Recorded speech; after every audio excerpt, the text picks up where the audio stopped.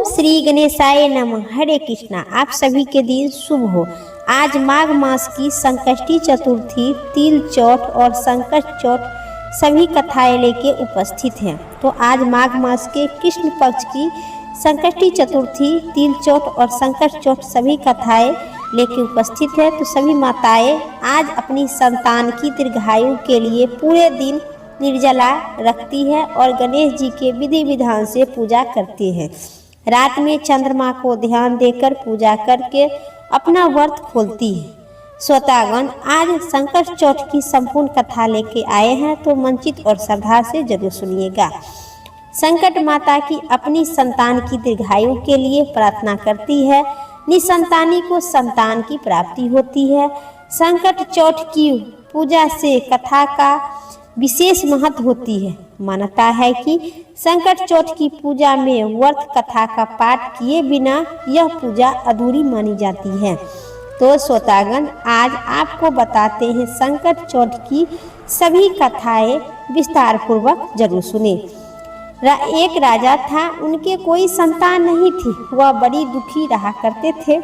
एक दिन राजा अपने घर के दरवाजे पर, मुझे बेटा दोगी तभी तो पैर छोड़ूंगी। अब संकट माता बड़े संकट में फंस गए। उन्होंने कहा, अच्छा पैर तो छोड़ो, बेटा लाऊंगी।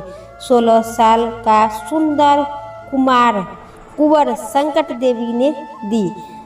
जब दासी बहुत प्रसन्न हुई, बारात दरवाजे पहुंच गया। राजा ने कहा, दासी अब तो समय आ गया है, राजकुमार को दिखाओ। दासी ने पालकी से पर्दा हटा दी तो राजा राजकुमार को देखकर तंग ही रह गए और बोला इतना सुंदर था, इसलिए तो तुम्हें मुझे नहीं दिखाई। खूब धूमधाम से शादी हुई। जब बारात आपस आई तो रानी दुखी से बेहोश होकर गिर पड़ी थी। न जाने क्या हुआ होगा। जब बारात दरवाजे पर आई तब दासी दौड़कर आई और बोली, छोटी रानी चलिए राजकुमार और बहू की परछन करके घर ले आइए। फिर भी रानी नहीं मानी। तुम क्यों मजाक बना रही है? और बेहोश में पड़ी थी।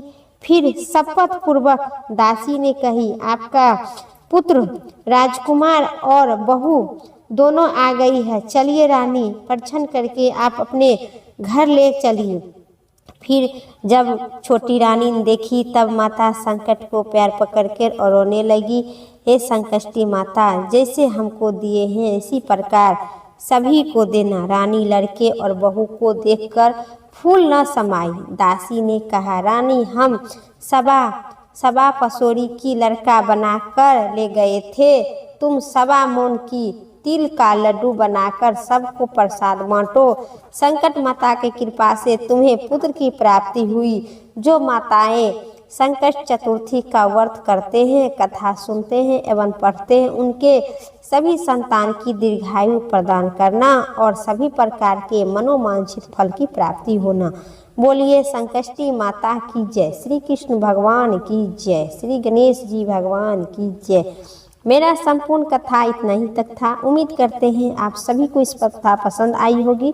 चैनल पर नए हैं तो पक्का लाइक करके सब्सक्राइब करें और कमेंट बॉक्स में श्री विष्णु भगवान, माता पार्वती और गणेश भगवान की जय जरूर लिखें।